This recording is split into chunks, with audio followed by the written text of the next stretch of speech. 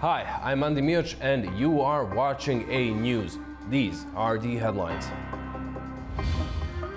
Iran retaliates against the US. Multiple explosions reported over Doha. Iran's parliament approves closing the Strait of Hormuz. Analysts say oil prices may soar. NATO chief Mark Rutte says that the US strikes on Iran did not violate international law. Look at camera 1, 2. Stand by. Thank you for tuning in. Iran has launched missiles at a US base in Qatar in retaliation for Washington's strikes on their nuclear sites over the weekend. What you are about to see and are seeing right now is footage sent to us from Doha, showing the night sky lit up by what appears to be air defenses activated by incoming missiles. The footage was shot in Doha, showing the proximity of the purported target, the US-run Al Udeid Air Base in Qatar, which is the single largest US base in the Middle East. Multiple videos we were sent from the ground show other angles of the sky and air defenses seemingly reacting to fired Iranian missiles. Prior to this, Qatar had closed its airspace. The Qatari government has since strongly condemned the attack on the Al Udeid Air Base. As we are seeing more footage sent to us from the ground, I can bring you some lines from the Qatari Ministry of Foreign Affairs. They wrote on X social media, quote, "We consider this a flagrant violation of the sovereignty of Qatar, its airspace, international law, and the United Nations Charter." They say Qatar's air defense systems successfully intercepted the Iranian missiles and that the base had been evacuated earlier. Qatar confirmed that no injuries or human casualties resulted from the attack. The spokesperson of the ministry also said Qatar reserves the right to respond in a manner equivalent with the nature and scale of this, quote, brazen aggression. What we are hearing from the ground is that people have been evacuating Doha. Now, since we have heard from Washington as well, the White House has confirmed that General Dan Kane, the chairman of the Joint Chiefs of Staff and Secretary of Defense, Pete Hegseth, are currently in the White House Situation Room. These two report to President Trump as the commander-in-chief of the military. It is unclear whether the previously announced National Security Council meeting has begun as planned.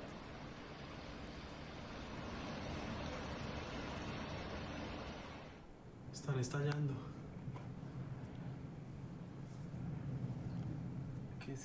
Now to talk on the latest escalation in the Middle East and the big development, I'm joined in the studio by our Washington correspondent, Ubay Shabander. Welcome, Ubay. Always nice to see you here in Baku. And our very own Orhan Pamuk. Welcome to you as well. Ubay, the retaliation so far seems to be limited to the Al Udeid Air Base. What's your first take on this? Here's what we know. Al Udeid Air Base is by far the largest American air base in the Middle East region, in the Arabian Gulf region. There is a significant amount of air defense systems that are placed there because this is where the US has a number of its air assets, including fighter jets. Now, what we do know is that the US had evacuated most of its fighter jets from that air base days ago. And just a few hours prior to the launch of Iranian short-range and medium-range ballistic missiles against Al Udeid, that the US Embassy in Doha had issued a shelter-in-place warning to all American citizens in Doha. So it seems here that the US knew ahead of time of this Iranian attack. And according to the latest reports that we're seeing coming out of Washington, that the Iranians had sent a message to the US through two separate diplomatic channels informing and alerting the Americans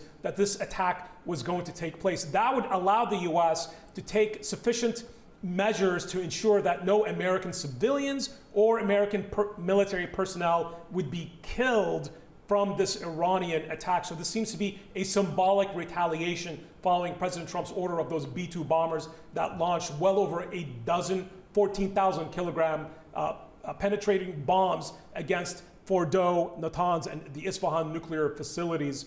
So on one hand, this is certainly an escalation. On the other, no reported casualties of American citizens, diplomats, or military personnel is being reported. But I mean, certainly this is unprecedented. This is the first time that we are seeing a direct Iranian missile attack against the American military base of Al Udeid, which is hosted by the state of Qatar. Orhan, as Ubay said, we have seen no casualties. The Qataris said that Iran had previously warned them of the attack and that the base was evacuated. What are your thoughts on this retaliation? Is this, in your mind, largely symbolic, a way to de-escalate? Well, I think that some other retaliatory measures by Iranians will be taken during the course of coming hours, probably coming days, because they have to effectively save their face. But what happened on the 22nd of June was incredibly devastating for them when those American bunker busters destroyed those three sites, in particular Fordow, to which the Ubay made reference. There needs to be some sort of retaliation. That retaliation should be measurable, it should be palpable, but as we understand, of course, proper retaliation will prompt a devastating American response, and of course, Iran is not ready for that. But things have been developing since 13th of June on an escalatory trajectory, upward escalatory trajectory. So on the 13th of June, Israel, of course, struck Iran, and that started in a way that would have eventually involved some sort of American participation. So we are actually in the presence of some unprecedented developments. I mean, the confrontation, direct confrontation, we're not going to talk about the proxy wars. I mean, before it was proxy wars between Iran and Israel, before the 13th of June, before the April 2025. But then, of course, this direct confrontation marks a completely new development, new age, and it's a new apogee, but I'm not entirely sure whether we have reached the absolute pinnacle when it comes to this apogees, because evidently I think the escalation will continue because Iran, as I said, needs to save. And what is very clear to me is that currently Iranian government has been somewhat forced into this retaliation, because what happened on the 22nd of June when Americans they targeted those three nuclear sites, in particular Fordow, which is, as we mentioned a couple of times before, is described as a sort of glittering prize, as a sort of a very consequential element of Iran's nuclear program. And for Iranians, nuclear program is not just about, as Americans and Israelis claim, about developing those technologies into great weapon level. It's about the sovereignty and it's about the national dignity, because it means self-sufficiency in many ways. And that effectively means that they will continue to retaliate. But I just had a chat with Ubay before this program, of course, and I said that Ubay, they're informing Americans about their moves. And Ubay said that if you want to save your civilization, you need to inform. I do not believe that Iran will take those measures which could actually prompt devastating reaction from US, but escalatory trajectory, I'm afraid, is going to be the part and parcel of the next couple of days. Ubay, do you see an escalation coming? We've heard through various outlets, wires, that U.S. considers the attack on Fordow and those other sites to be a one and done. Yeah, one off. Yeah, do you think that this could lead to an escalation, or is this maybe a sign that a ceasefire could happen? Well, counterintuitively, this may lead to perhaps a cessation in the tit for tat.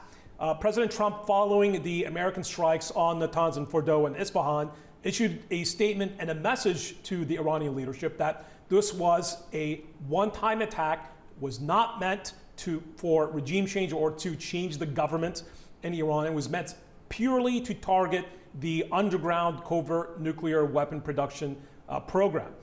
And in that message, the president also said, if Americans, whether civilians, diplomats, or military personnel, are killed by Iranian military retaliation, that there would be a response, a disproportionate response that could potentially completely destroy what's left of Iran's military facilities and forces. So certainly that seemed to have factored in the decision-making in Tehran by informing the Americans and the state of Qatar beforehand to give them enough time to evacuate their forces in Al-Udeid. This is not the first time this has happened. There is precedent. In 2019, when President Trump ordered the drone strike that killed Qasem Soleimani, the commander of the Iranian Islamic Revolutionary Guard's Quds Force, the Iranians retaliated by launching short-range cruise missiles against the American military base of Al-Assad in western Iraq. No American soldiers were killed, and that is because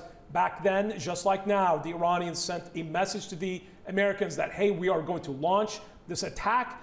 You have a heads up. That allowed the Americans to ensure that the soldiers were in their bunkers, no military casualties, and that ended that retaliatory cycle. So we seem to be in a similar moment now where we will not see another cycle of retaliation that could then potentially lead to massive American military strikes writ large on Iran because of the fact that the Iranians informed the Americans ahead of time. But look, this is breaking all precedent. We now have a full-scale conventional war between the conventional military forces of Iran, Israel, and the United States. So who knows what could happen next? I just want to say we have some lines coming out from Washington. The White House has confirmed that medium and short-range ballistic missiles were indeed launched at the Al-Udeid base.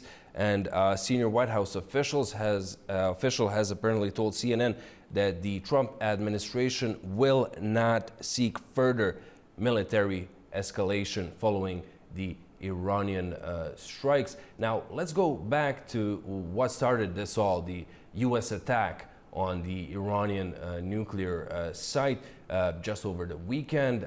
We've heard the U.S. President Donald Trump claiming success following the strikes on the sites. The damage assessments, of course, continue, but let's take a look at the immediate aftermath.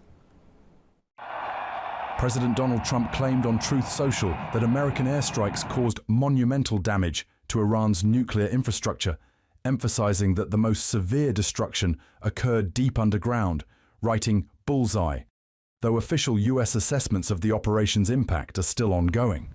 The International Atomic Energy Agency has confirmed the strikes damaged tunnel entrances at the Isfahan nuclear site, a facility that stores much of Iran's enriched uranium underground. Director General Rafael Grossi told the UN Security Council that the targeted tunnels were indeed used for storing enriched material. Iran has yet to disclose what measures it will take to secure its nuclear assets. 7 B-2 bombers took off from the United States and flew an 18-hour mission to Iran, where they dropped 14 bunker-buster bombs on underground nuclear sites, including Fordow, Natanz, and Isfahan. They returned to American soil after carrying out a long-range strike on Iran's key nuclear facilities as part of Operation Midnight Hammer. The aircrafts landed near Whiteman Air Force Base in Missouri. U.S. Defense Secretary Pete Hegseth called the strikes against Iran nuclear facilities as incredible and overwhelming success.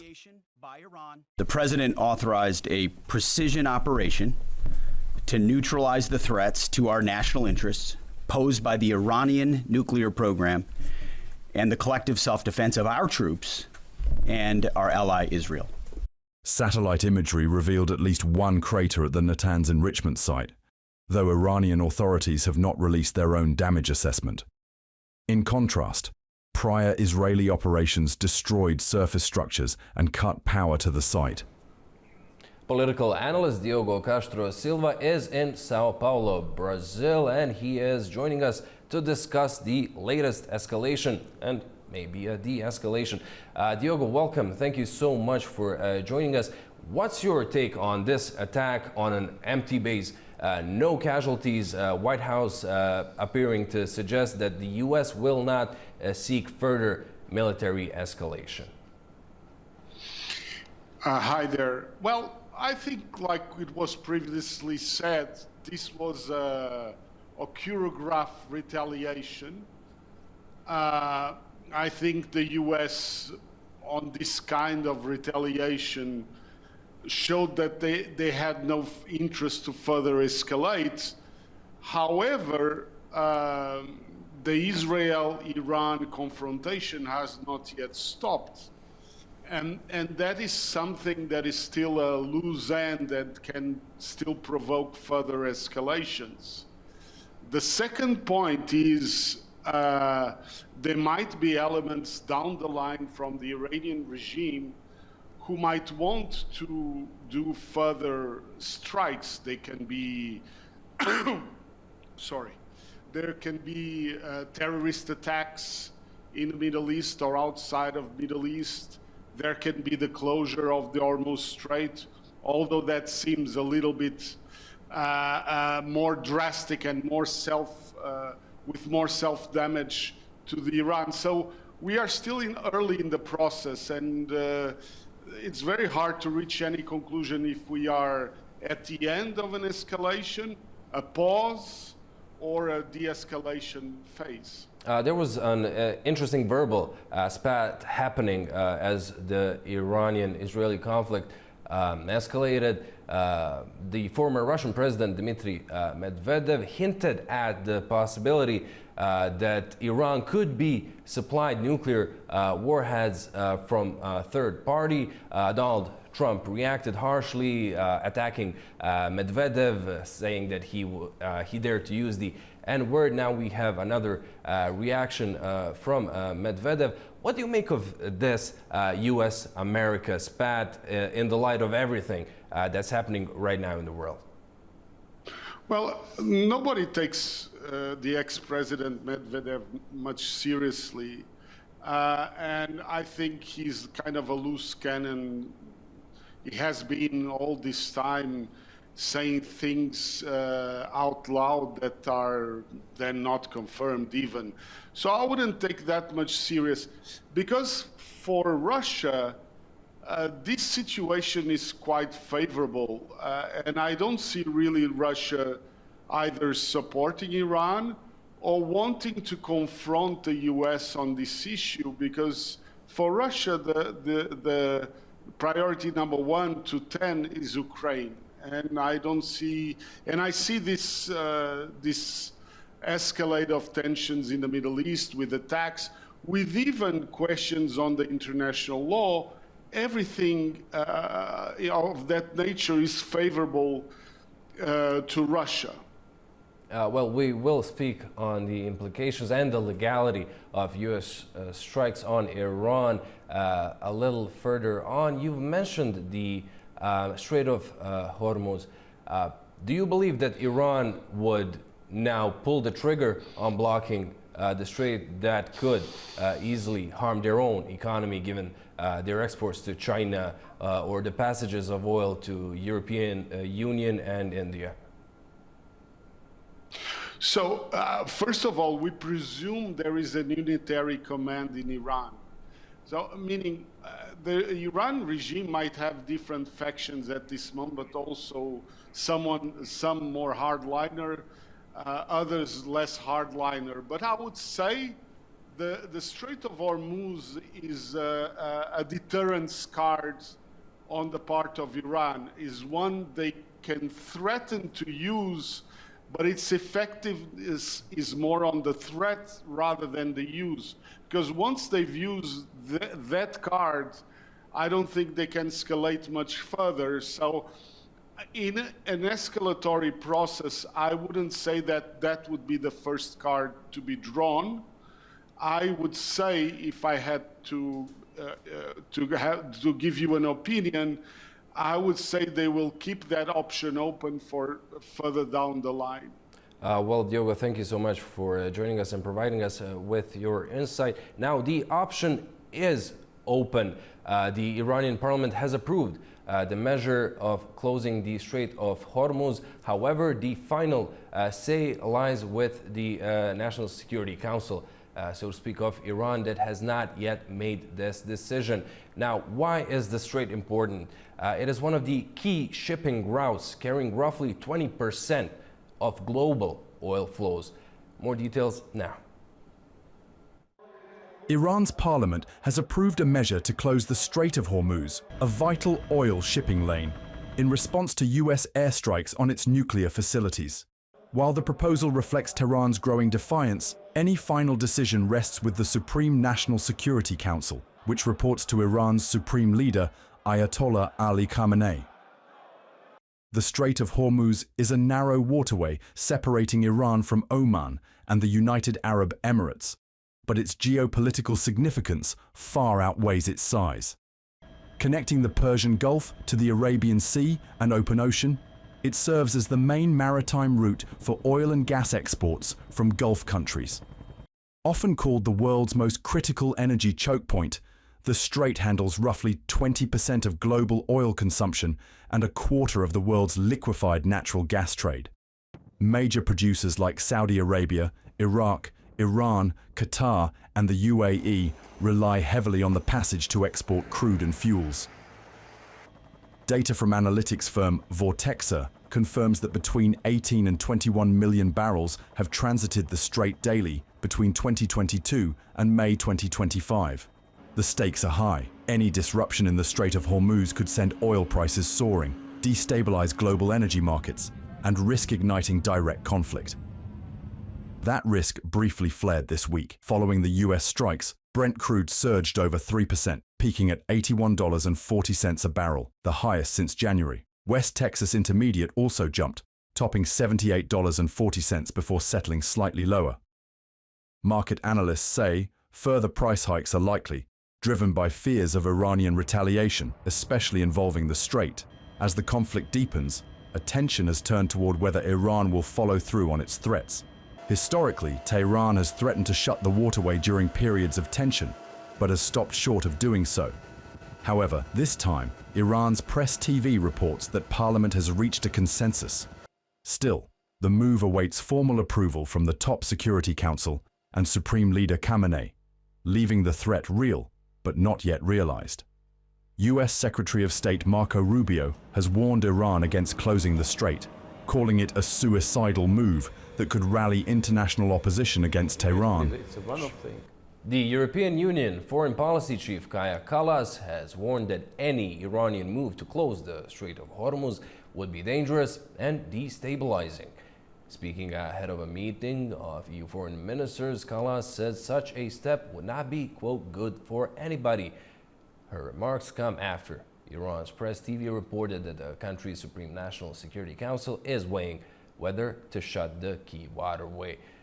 Of course, we are discussing Middle East in broader sense, also after also Gaza and Article 2 of our association agreement with Israel. We have done the review. The review is ready. All the member states have it, and we will discuss further.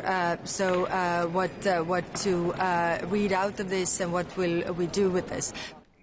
And now for some breaking news. BBC Persian reports that explosions were heard across the northeast Tehran. Now, Ubey, do you believe this might be U.S. retaliation or just continuation of the Israeli operation that's been going on for days? Well, U.S. officials are saying that no Iranian missiles seem to have actually impacted Al Udeid Air Base. And the reports that we're seeing coming out of the White House is that President Trump does not want further war, the further military escalatory cycle with Iran, given that there were no American casualties. Now, we did see before these Iranian strikes on that American military base in Qatar, the Israelis launched yet another massive wave of strikes, both during the day and in the evening, targeting a number of key Iranian military facilities, as well as facilities belonging to the Iranian Islamic Revolutionary Guard Corps. So the ongoing strikes that are taking place by the Israeli Air Force, that are taking place in the evening in Tehran time, those were likely pre-planned. Let's not forget that prior to the Americans sending those B-2 bombers, those long-range bombers that flew all the way from the American state of Missouri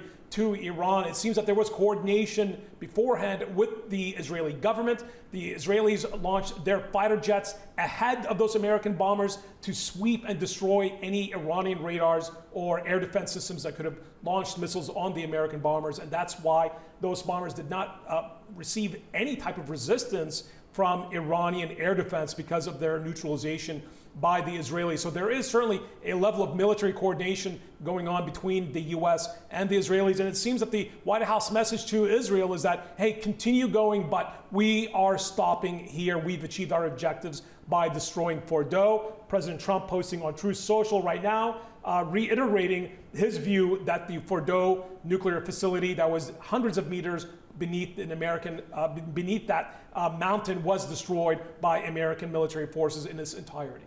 Orhan, do you believe that the Israeli operation might be coming to an end? We've heard Israel declaring air superiority over entire Iran. We've seen waves of top military brass killed, a number of nuclear scientists killed, all the major nuclear sites hit. Now with the American bombing of the Fordo site. I fully understand the premise of your question, Andy. I think you're absolutely right. There is a reason, there is an underlying reason on the basis of which Israel or Israeli government might think that this is a good time to end the war. But we need to look back and we understand what are the ambitions driving the current government in Israel. Is it about the perception of threat? On the basis of what President Trump is saying, President Trump is saying that with Fordo being destroyed, Iran has lost its nuclear aspirations. It's no longer a nation which can actually now pursue nuclear objectives, whether peaceful or not so peaceful. But what do Israelis understand by this? Do they believe that the Iran is no longer a threat to Israel? I don't think that understanding of the situation has been formed as long as the thinking of the Israeli government is concerned. Just yesterday I interviewed former Prime Minister Ehud Barak. I think the central element of Israeli thinking is that something more should happen. Yes, indeed, currently, in the foreseeable future, Iran would not be able to sort of retaliate in a way that would have endangered Israel. But the reality is that they need to achieve something more. They believe that if given some time, Iranians could rebuild and could actually, in the fullness of time, whatever that fullness of time is, whenever that fullness of time will actually emerge, it's another question, they could again constitute threat to Israel. For that reason, I think the war attrition will continue. That's my feeling. But maybe we need to distinguish two fundamental things. One is direct US involvement. From what Ube said, and we understand, and from US officials that, and I completely concur with this, that direct involvement probably was meant to be one-off. That direct involvement achieved the fundamental purpose of actually devastating Iran's nuclear capabilities. Fordo, as Trump is saying, gone. And now, unless there is another element of Iranian retaliation, US does no longer seek any more direct involvement in this conflict. But does this necessarily mean that Israel will stop its campaign? I hardly think so. Yeah, I mean, look at the difference here. Of what the US launched over a dozen 14,000 kilogram bombs that penetrated hundreds of meters underground beneath these mountainsides where the Iranians had spent well over a decade building their underground nuclear facilities. What has the US faced in return? Well, just a few missiles, probably most of which were shot down, no American casualties. We could probably expect perhaps another round of Iranian missile attacks against US military targets. But I think that Iran realizes, based on that precedent in 2019, where one American was killed by proxy militia forces that the Iranians controlled in Iraq. In return, President Trump, in his first term, ordered the assassination and the targeted killing of Qasem Soleimani. So that is also a potential scenario here. Even if one American is killed by these Iranian military retaliations, President Trump, given his warnings, could very well order the killing and the elimination of Iran's supreme leader. And certainly that is, I think, a concern on the minds of the Iranian military planners. I'm not entirely sure to what extent Iran itself is interested in the escalatory scenario, because escalatory scenario means a prompt reaction to what happened, and then prompting an American reaction, which could be indeed very devastating, and that wouldn't be a nice thing for the government in Tehran. So, although I'm almost fully convinced that Iran is not seeking that sort of escalation, but they will retaliate in one form or another in order to make sure that they do not look very bad. Thank you, guys. For now, let's go live to Rabat, where former diplomat Gustavo De Santis. Gustavo, thank you so much for joining us. What is your headline impression of this Iranian retaliation? There were no casualties. White House says it will not seek further military escalation. Could this potentially be the beginning of the end of the conflict? I don't know if it's the beginning of the end of the conflict, but it very much looks like a staging of some kind of retaliation that is going to make everybody look good. It's going to make the Iranians look good because they needed this. It's going to make the Americans look good because they need to show that there was some kind of danger and that they were able to fence it off. And it's also going to make the Qataris look very good. The Qataris, let's not forget that the Qataris have a very special, very important role in all of this story. People don't realize that such a small country has been crucial in maintaining the channels open with some very unsavory people around the world, be it the Taliban, be it Hezbollah, be it Hamas, or be it even Iran. And they are the backdoor channel for many people that even don't recognize it openly. And to such an extent that the United States and even Israel have asked Qatar to continue in the role of mediation. I will underline several things. One, several minutes after the missiles were launched, there was a 500-word communique that was issued by the Ministry of Foreign Affairs, perfectly drafted in absolute diplomatic language, that was very strong in its wording, that condemned the attack against the base of Al-Udeid, where one must say that it is the most important base, as it has been said in your program, in the whole of the Middle East, of 40,000 service personnel that serve in the Middle East. There's more than 10,000 that actually serve in Al-Udeid, but it is not only an American base, it is also a Qatari base. And there's thousands of Qatari personnel that are there. The second thing that one must say is that it has been the Qatari Patriot missiles that have intercepted the 10 missiles that were shot against the base, not Americans, the Qatari missiles. And then even in the CNN, there was an Israeli analyst called Javeid who was saying, you know, well, this is a theater. This was coordinated between Iran and Qatar. I wouldn't say that much, but it has not been the first time. You have your guests have said it today, that it wouldn't have been the first time that the Iranians have sent a message to the Americans through their backdoor channels to tell them, we are going to attack here, here, or here. Right now, I was a bit alarmed and even shocked at the beginning when the news came out. And right now, I am very much relieved.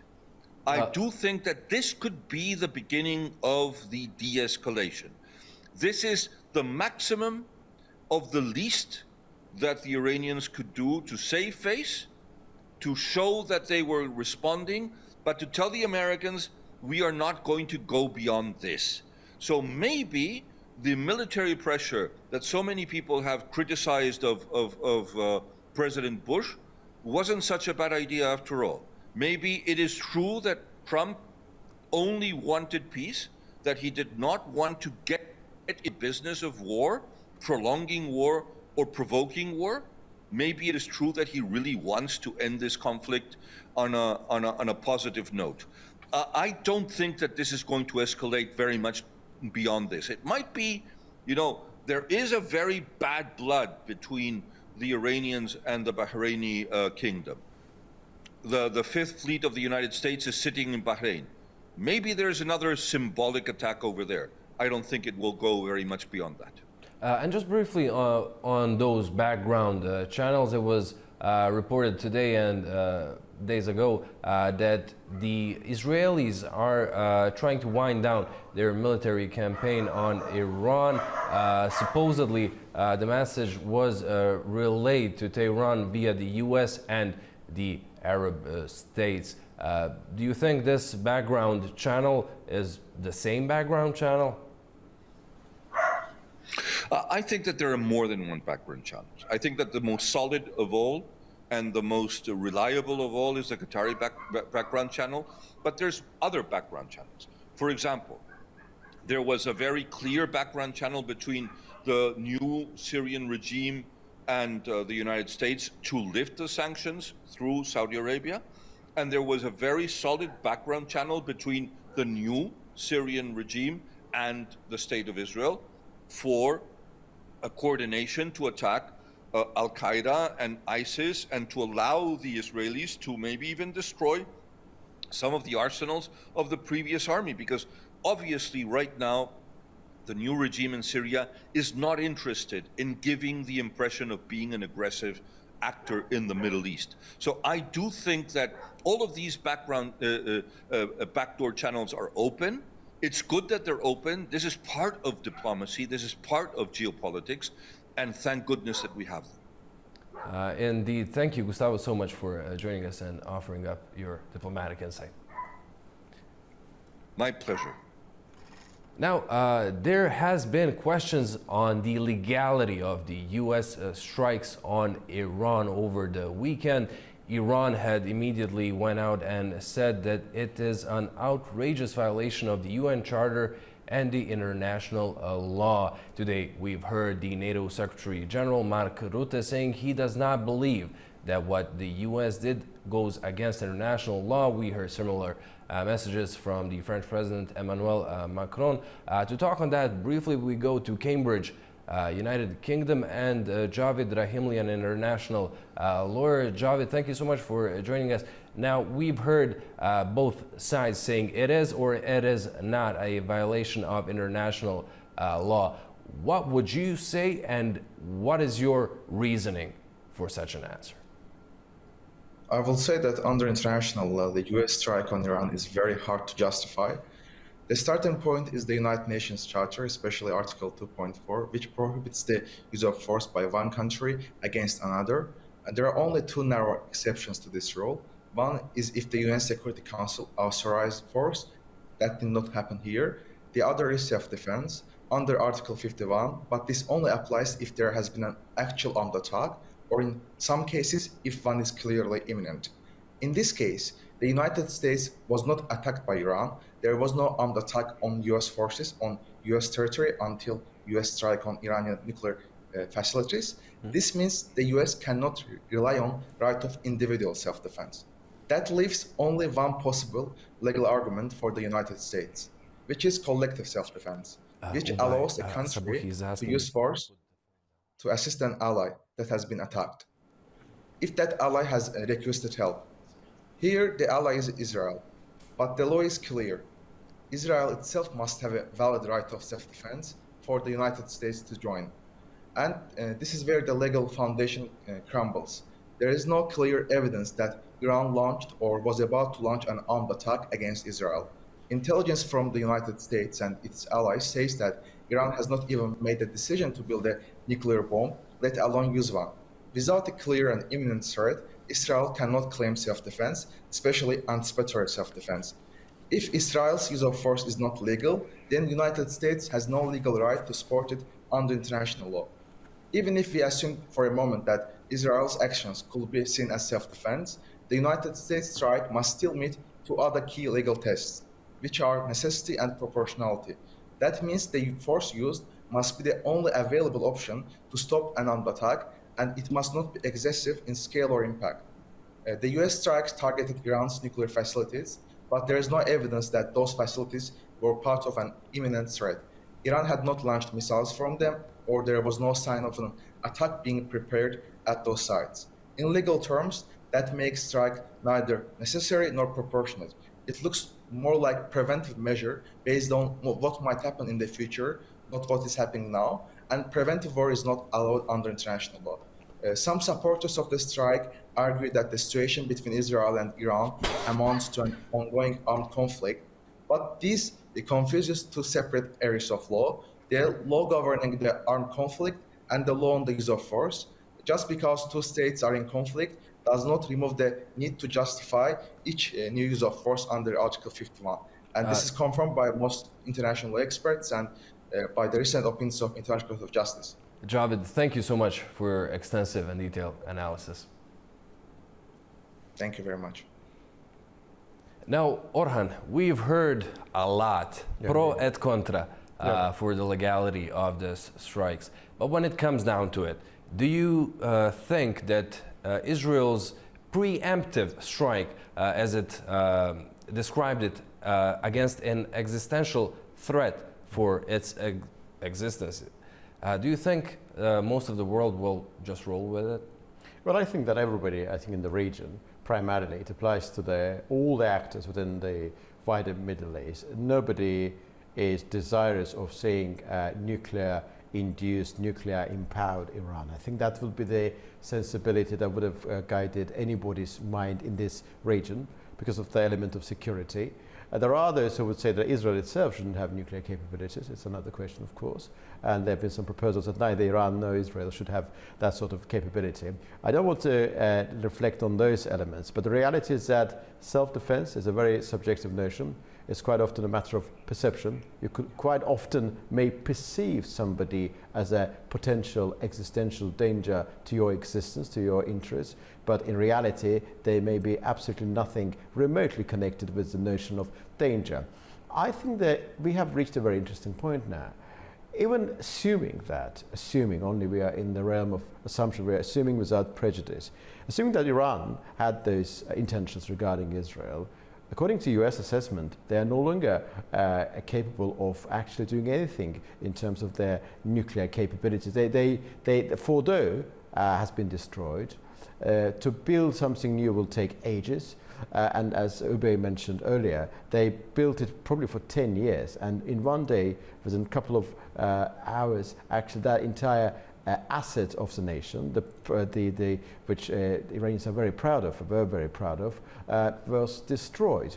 So I think at this particular juncture, in terms of nuclear threat, Iran is no longer a threat to Israel. And therefore, I think US involvement should come to an end. But it will all be contingent on whether Iran will retaliate further.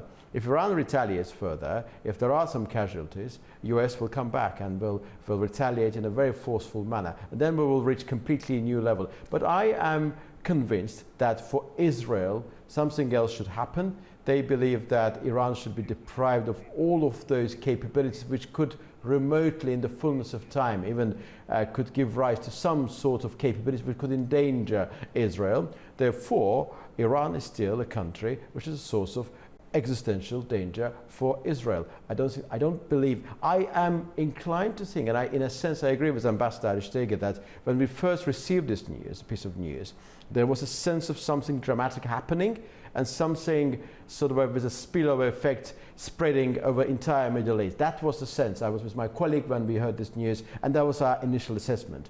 But then, of course, on the basis of the true assessment of the scale of that retaliation, of course, upon sober reflection, we have come to the conclusion that this new escalation could be the precursor of de-escalation, so to speak. Let's see what will happen, but I'm still convinced that Iran will continue to retaliate, but in terms of Iran-Israel conflict, it will continue, of course. There is one more moment here on the legality of things. The IAEA chief, Rafael Grossi, has on numerous times now since that original Friday's strikes Israel conducted on Iran's nuclear site, has said that nuclear facilities must never come under attack. Ubay, what do you make of IAEA's stance on this entire issue? If we look back, we know that they passed a resolution saying that Tehran had breached its non-proliferation obligations. And that announcement by the International Atomic Energy Agency that Iran was not being sufficiently transparent with its nuclear program, that declaration by the IAEA came just a few hours before the initial Israeli strike on Iranian nuclear and missile facilities. In fact, the Iranian government had announced that they were going to open up a third enrichment site for its uranium stockpile. So there was certainly concern by the IAEA that Iran was not providing total transparency over the full scope, including military applications of its nuclear program. And that's where the Israelis say that their intelligence picked up new moves by the Iranians, according to both American and Israeli intelligence. And those moves were related towards the triggering mechanisms that would then allow Iranian military engineers to outfit highly enriched uranium above 90% to a warhead that would then be surrounded by a triggering mechanism that could then be outfitted into an ICBM or an International Continental Ballistic Missile. And those missiles are extremely difficult to shoot down. So the Israeli perception and the American perception is that while there was no explicit order by Iran's leaders to rush towards building a nuclear weapon, both the Americans and the Israelis saw some ominous moves by Iranian military engineers and nuclear specialists that led to Israel and the United States to believe that the Iranians were moving quickly towards building a nuclear bomb. Once you have a nuclear bomb, the rules completely change. That allows Iran carte blanche to sponsor proxy forces, militia forces in the region without fear of retaliation. So that there was a different threshold here, even though there was no immediacy in terms of, okay, Iran was going to have a nuclear weapon within just a matter of days. Neither Israel nor the United States wanted to wait. And of course, we have to look at the asymmetric response by Iran. There have been new reports that we were seeing from Washington that there are fears that Iran could activate sleeper cells in the United States that were brought in through the porous southern border, through the Darien Gap, and at a time in the past couple of years during the Biden administration where we saw waves of undocumented illegal migrants going into the United States. So that could have been another Iranian asymmetric strategy to move a potentially terrorists to launch attacks against American critical infrastructure as part of Iran's strategic deterrence. But back to the point about legality, let me be absolutely clear about it. There's no shadow of evidence that Iran was building nuclear capabilities as such. It's a matter of interpretation, of course. Things may escalate very quickly, but as long as the official position of the International Atomic Agency is concerned, there have been some concerns about transparency, but there's been never a statement made that Iran actually building that sort of capability. It's a matter of interpretation, as I said earlier. Right. Israel has believed that one day, sooner or later, Iran will get to that point. And also, allow me to reflect on the point of why I actually believe that the war of attrition will continue. Because let's look at the nature of the Iranian ideology. Well, Iran actually is the second country after Turkey that recognized Israel's sovereignty and independence when Israel was created back in 1948. But what happened after 1979? Iran refused to recognize the legitimacy of Israel, state of Israel. The destruction of Israel is one of the elements of the mindset there. Therefore, I don't necessarily think that this war, this confrontation will continue at any point. I think it will be, unless of course Iran changes its position, and that it does not seem to be at all likely at this juncture. So the long, protracted war is something that I expect to happen. But when it comes to direct US involvement, it could indeed be one of. But a lot of things will depend on whether Iranians will retaliate. Because let me be absolutely clear: the circumstances on the ground now are very different to the circumstances that existed back in 2019. 2020. Iran faced this massive attack. This is incredibly degrading to the nation's dignity, and therefore something more devastating should come out of Iran in terms of retaliation. We have now more coming to us from the ground. Saudi Arabia has said it is standing with Qatar fully and providing full support in the wake of Iranian strike. Ubay, is this something we could expect from the kingdom?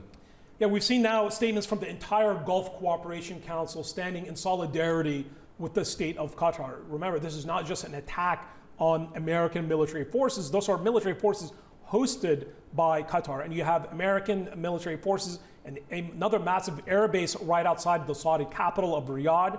You have another American air base in Dhafra, right outside of Abu Dhabi. And you have both an air base and a massive American army base right outside of Kuwait City, hosted by the state of Kuwait, as well, of course, is the American military base of Al-Assad in western Iraq that was struck by the Iranians in 2019 following the American elimination of Qasem Soleimani on the orders of President Trump. So it's very notable here to see that immediate full solidarity statement by the other Arabian Gulf countries in support of Qatar with this Iranian attack. Also, look, in 2019-2020, we saw kamikaze drone strikes against the Saudi oil facilities along its Kuwaiti border, as well as crude storage facilities right outside of Abu Dhabi. Those strikes were claimed by both the Houthis and by Iraqi militias that were supported and armed by Iran. So this was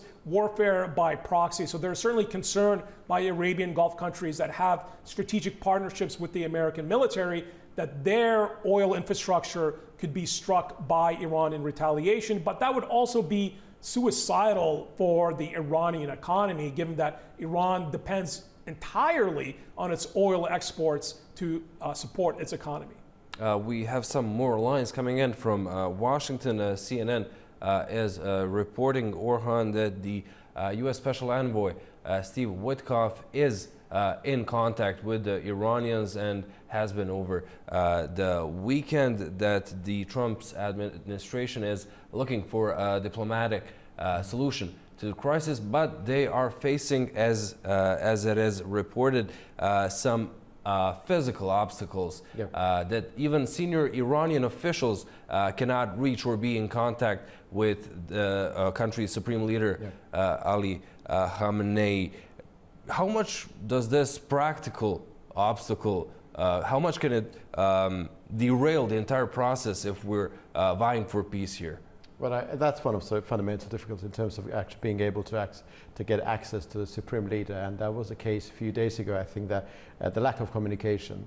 There have been some feverish consultations involving the highest levels of Iranian intelligence and military, as we know on the basis of reports that we are hearing about what should be the retaliation, what should be the extent of the retaliation, to what extent it should be forceful enough, and the question of forcefulness is being discussed on the basis of if it will prompt a American reaction, which will go militate against the interests of Iran. Then what should be the measure? Because Iran, of course, as a nation with statehood traditions, has a sense of measure and a very strong survival instinct. It's a very incredibly resilient entity, and internally it has been said that on the basis of the support that Supreme Leader enjoys within the considerable segment of Iranian society, it is quite likely that this sort of external danger, sort of the situation wherein you're attacked from all possible angles, could actually lead to more consolidation. And within that consolidation, it is quite possible that the government of President Pezeshkian could plod on for some considerable time. Therefore, although there could be certain problems of communication, because naturally it goes without saying, it's a no-brainer, it's not a rocket science to assume that Supreme Leader as a head of state is being well protected, and when he's well protected it may be difficult to reach him, even for his underlings. I think that this is something which is perfectly understood by everybody, but that puts a completely different layer of complexion on the decision-making process, on the transparency, on the sense of confidence, and that will, of course, bear upon the decision-making process in Iran. But my feeling is that I just want to go back to that point that I made about this escalation leading to de-escalation. What are the scenarios there in terms of US Iran engagement, a sort of interaction between them? Is a new form of nuclear deal is a possibility, even the one which would be worse than, from Iranian perspective, than attained back in 2015? Will it be acceptable? I think that might be the possibility, but that could be the possibility in the long run, of course. But Israeli approach does put a special complexion on the issue. US may be interested in de-escalation, but I think the government in Tel Aviv, the government of Benjamin Netanyahu, is interested in escalation, and Israeli strikes will continue, and continuation of those strikes will prompt Iranian retaliation, and one form of Iranian retaliation would prompt American involvement again. So is the second direct US involvement is a possibility? it's not entirely unthinkable. Let's go now briefly to Lisbon and political analyst Anna Evans. Anna, thank you so much for joining us. Give us your first impressions of this Iranian retaliation. Some are saying this could mark the start of the de-escalation between Israel and Iran. Some say these tit for tats might continue. What are your thoughts? Well, it seems very clear that this has been a very choreographed intervention, in the sense that fortunately there are no casualties. The Americans had time to prevent any moves. The Qatar regime has been able to sustain and, guard its defenses and, not really major or minimal damage. And there's a note that I would like to convey, which is the fact that this is Qatar. The choice is really important and important in making me say that this is choreographed. Why? Because Qatar is very much integrated economically with Iran. As we know, Qatar explores a massive gas, I think probably the biggest in the world. It's co-explored between Iran and Qatar, this major gas field. And Qatar, unlike its Gulf neighbors, does not, for a rule, criticize Iran's domestic regime. And as you remember, some of its neighbors were quite upset because of the alignment between Qatar and Iran, and eventually even closed borders, a few years ago. And so all this suggests that Iran targeted a headquarter or a military headquarter that displays importance because it's a command air center and it hosts 10,000 US boots on the ground. But at the same time, it chose somewhere which is away from urban residential areas, and it chose a friendly state. So notwithstanding Qatar's statements that it cannot, of course, allow or find permissible any such intervention that detracts its sovereignty, at the same time, nobody really expects that Qatar will, fight back against Iran, considering how much economic interests and political alignment Qatar has demonstrated throughout the years. And so I would say that it is rather evident that this was, as I mentioned, a choreographed intervention to convey the message both abroad and domestically to the domestic constituency that Iran, of course, has to retaliate if attacked. But it looks like a contained retaliation, very much orchestrated to be simply that. We do not have much information about the attacks at the base in western Iraq.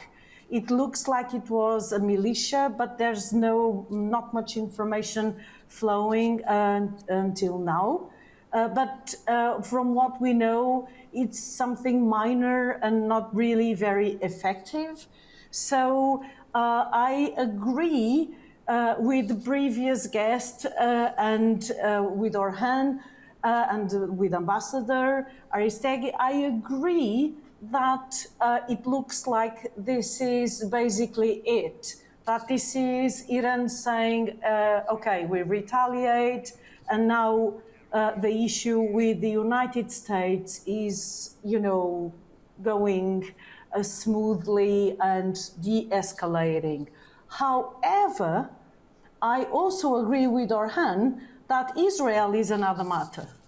So there is a big difference between what Iran expects from the US and what President Trump wants, meaning not wanting the United States to be further involved in the Middle East. This has been a very clear foreign policy. The United States administration is very concerned with China and has no interest in being involved in the Middle East. And there is a lot of internal dissension because many MAGA supporters do not want any sort of foreign intervention.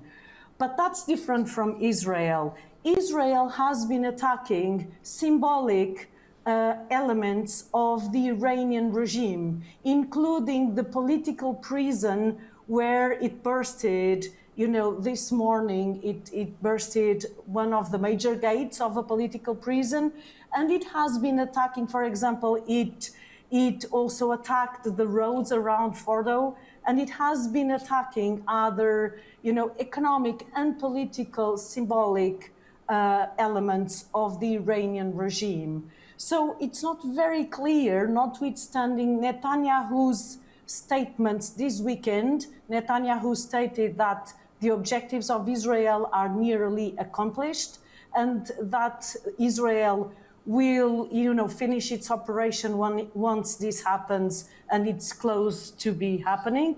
Still, I'm not quite sure what exactly the objectives are beyond the nuclear, the dismantling of the nuclear threat. And that's the issue as for Israel. Anna, thank you indeed for being with us and sharing your opinions. Let's go now to Madrid and political analyst Enrique Cosero. Enrique, thank you so much for being here with us. Now, we've seen the Iranian retaliation. Do you believe this is it? And if Israel is indeed ending its operation targeting nuclear sites, there isn't much left after the U.S. strikes on Fordo. First and foremost, thank you for having me. And this is it. This should be it.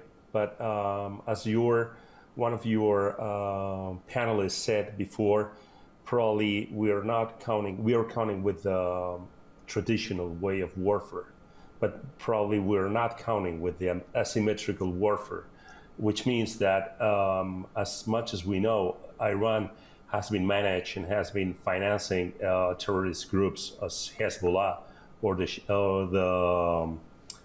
I don't find the word right now, but those pirates that are operating on the Gulf, Houthis, sorry. And as much as we can understand, as much as we know that Iran is financing any other terrorist groups, we don't know what sleeping cells or sleeping sort of gangs are operating and where. Maybe they are preparing sort of in a silent way a new target within a country they're already living in. So from the traditional warfare is over. It's hard to believe it's not, because whatever happened in Doha, the last attacks in Doha were pre-advised from Iran. They called and they said, okay, we're gonna try to hit this, and few damage has been done. Probably they're gonna try to operate sort of peace talks or try to reach an agreement, but again, we don't know what's gonna happen with the asymmetric warfare and the sleeping cells, whatever. Just today, we've heard the NATO chief Mark Rutte saying he does not believe that U.S. violated international law in attacking Iran. Would you agree? And this is a two-parter. I want to ask you about another war Israel is currently engaged in, the one in Gaza, that has been absolutely overshadowed by everything here. We no longer hear any critique or harsh stances that we did hear from Germany, from France, from the United Kingdom. We've also seen and heard German Chancellor Friedrich Merz saying that Israel is doing the dirty work, quote, for the rest of us. Do you think that once this is over, Gaza will return to the spotlight? Will the West push on and ask for a ceasefire already? Oh, we're living in a fast world. 2-3 weeks ago, we were talking about Gaza. Right now, we're talking about Iran. And people who were defending Gaza right now find really hard to defend Iran because just the respect of the human rights in the country and so forth. What worries me the most about Iran is whatever they call the civil appliance of the nuclear power, of the civil appliance of the civil application, of the nuclear technology. We know for sure that, for instance, China is trying to make a hybrid engineering between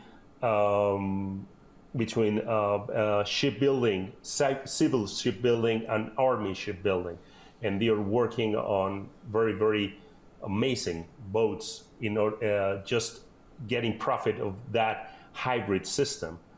I do believe that Iran is talking about civil application of the nuclear power. At the same time, they were developing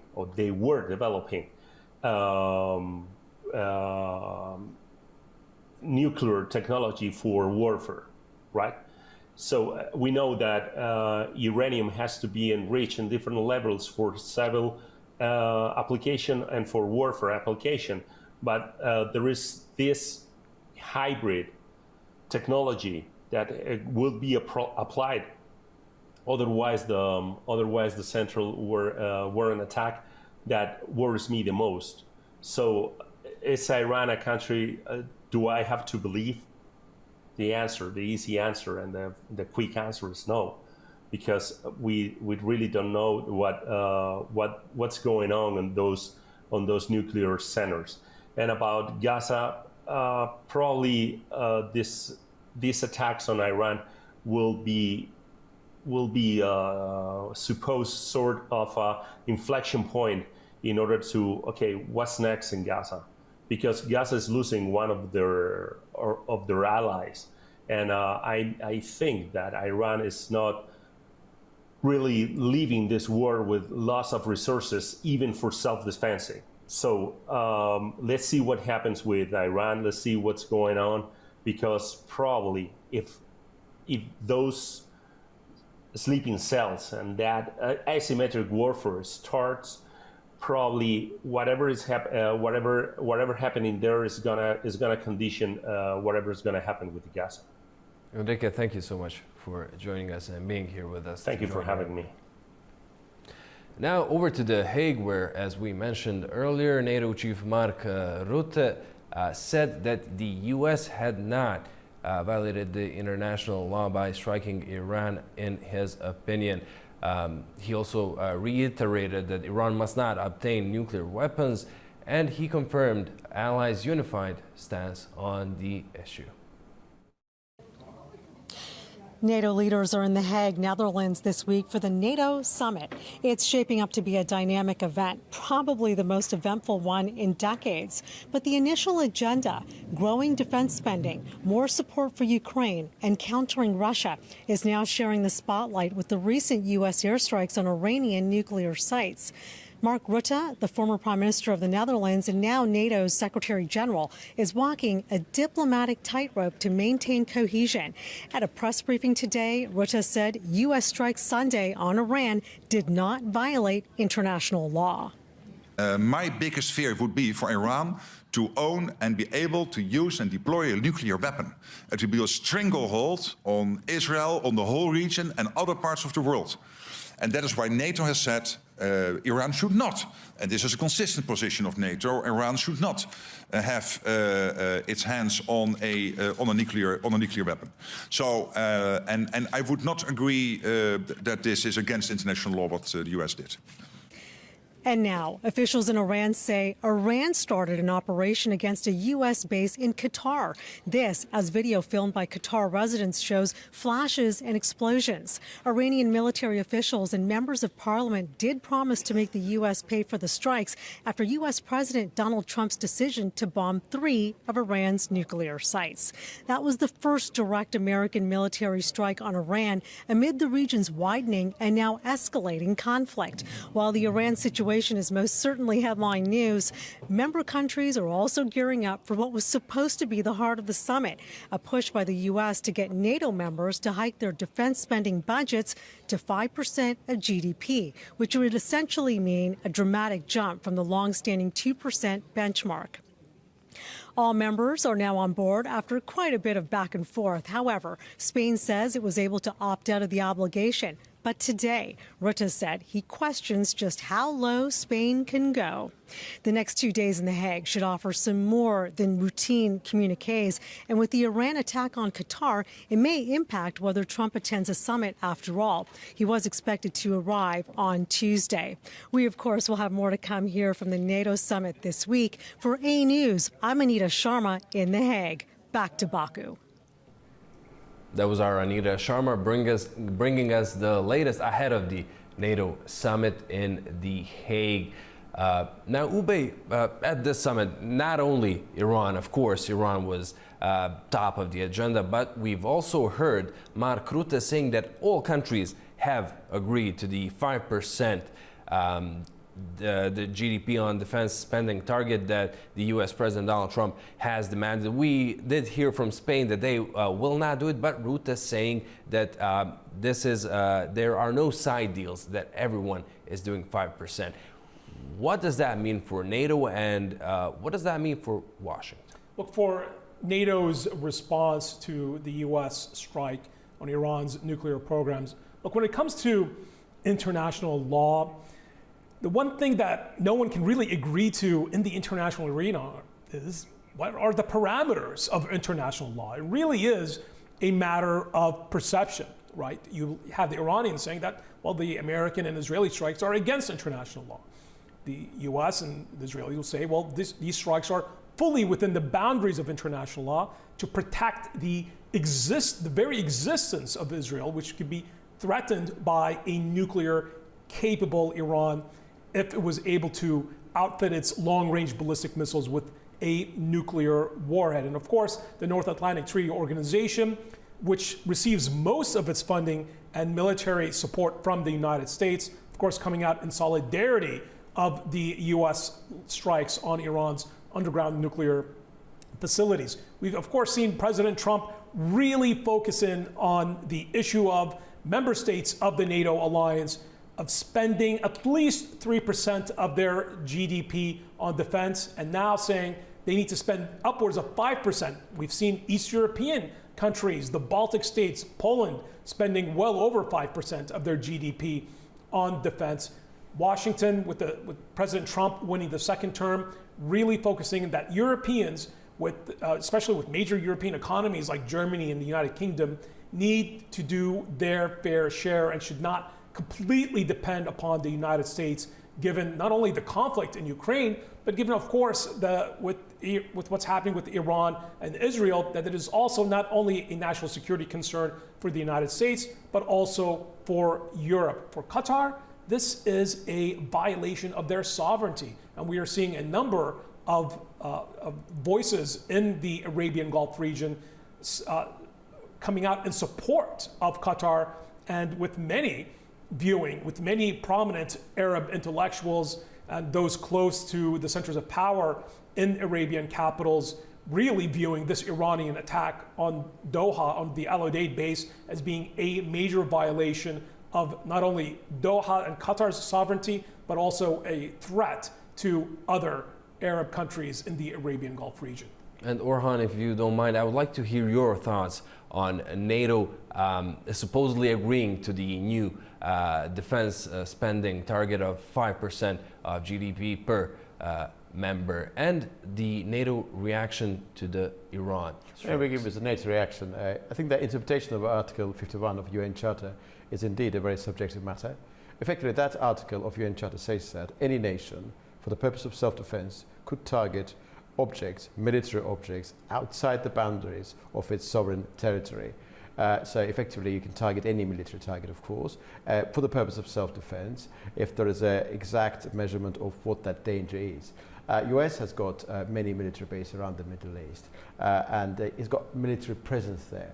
Of course, Iran's nuclear capabilities potentially could actually threaten those American military interests. Therefore, it could be argued, if you look at it from that particular perspective, Article 51 of the UN Charter justifies US action regarding what happened regarding those nuclear sites. And also, back to the point about the International Atomic Agency's report saying that under no circumstances nuclear sites should be targeted, that particular provision should also be interpreted in line with which particular sites, because Fordow, as we know, on the basis of its location, did not lead to any radioactive release. That also actually bears considerably upon the legality of the actions taken by the United States. But Javeid explained the particular position. If this issue is being properly debated at any international court, US might have some problems, of course, but that's a matter for speculation and deliberation and pontification. I want to go back to it. It's a very subjective issue, and naturally, so let's come back to the point about 5%.